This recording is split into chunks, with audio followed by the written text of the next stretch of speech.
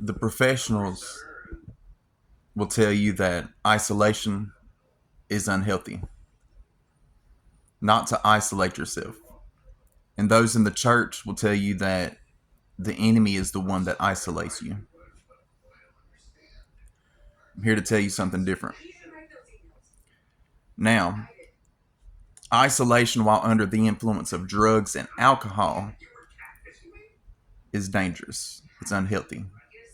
Because while under the influence of drugs and alcohol, your mind is a battlefield for the demonic spirits that come with those substances and those beverages. That's why alcohol is called spirits. Alcohol is a body-eating spirit, which is where the word alcohol comes from. I believe it's an Arabic word or something like that. You have to look into it, but that's neither here nor there. But what I'm getting at is this: that which is without God and is unhealthy becomes healthy when you add God to the mix. Isolation is a threat to the establishment that they create when done healthily, however you say it. But what I'm getting at is this: through isolation. Now, there was a lot of times where I was isolated on drugs, but I always sought God regardless of whether I was on drugs, whether I was on alcohol, because you're supposed to cry out the loudest and seek the most during the darkness, during the storm. When the disciples was on the boat and Jesus was sleeping and the storm about overtook the boat, the waves was crashing, the lightning was coming down, the rain, the wind, the tempest. Now, what sense would it have made for them to wait and ride out the storm and then call upon Jesus after the storm? What sense would it have made? They may not have made it out of that storm. So that's why during the storm, when you're on the boat and it's rocking back and forth and about to sink, that's why you call out to Jesus, because he can calm the storm. That's why you call out to Yahuwah.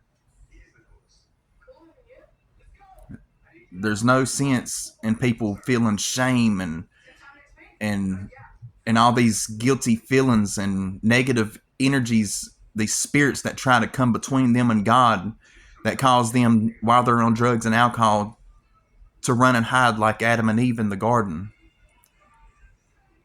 Don't run and hide. That is human nature. We want to run and hide, but see, me, I always wanted to seek God the most because I didn't want to be in the storm. I never belonged in the storm. The storm was not my environment. But the storm was raging on inside of me.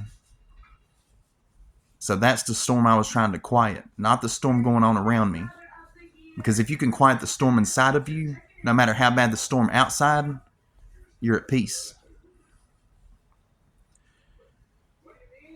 So remember, that which is without God and is deemed unhealthy, like isolation, with God involved, when God is there, that which is unhealthy becomes healthy. Because God is a God of the impossible.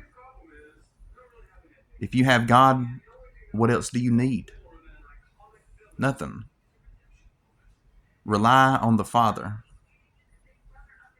Through the Son and the ways that he left for us to abide by, to live as he lived, that is how we become better people. If everyone sought to walk the path that Jesus walked, that narrow path, the one less chosen, the one that was least walked among all the other paths, that is how we find the Father. Through my isolation, seeking the Father, seeking truth, seeking righteousness, I found my Father. Or maybe it's best that I say the Father found me. But the Father has always been within us. And that's the thing. People need to realize that God is within you. If you're looking up to the sky and praying to a distant God, you're praying to the wrong God. The God that created us in his image, we have him inside of us, as Yahushua or Jesus had him inside of him. And Jesus, people say that Jesus is the closest thing to perfection that you can get. And they're right. But the closest one to perfection that you could possibly get said that you will do these things even greater than I. So what does that tell you that you're capable of? Ask yourself these questions and seek the truth and seek the answers.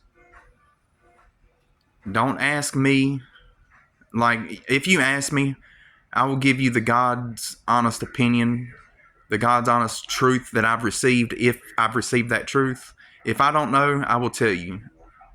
I don't know, but there is one who knows that you can go to, and he will reveal what needs to be revealed to you. If it's unimportant, then don't expect an answer, because even when he don't answer, that's an answer. Sometimes the best answer that we receive is no answer at all, because 90% of the time we pray for selfish things. Like praying for a job while children are out here getting abused and people are losing their lives.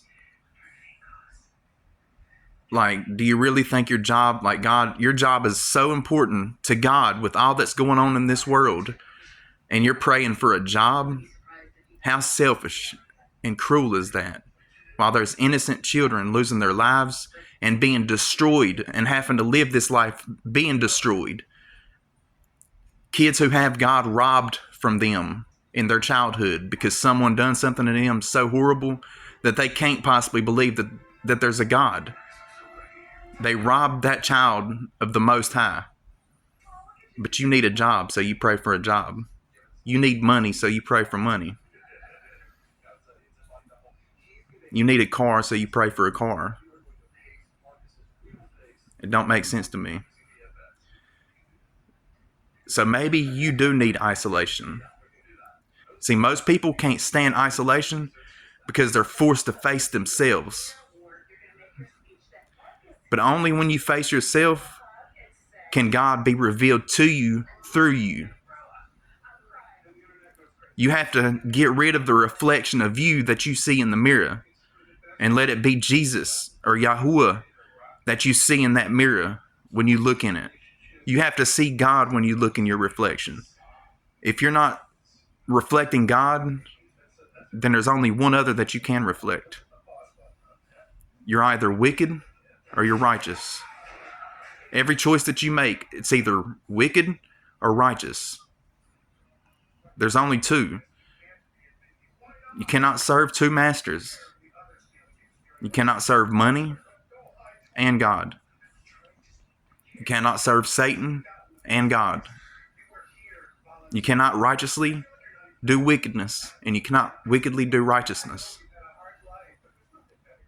So maybe try to isolate yourself. Go against the doctor's orders.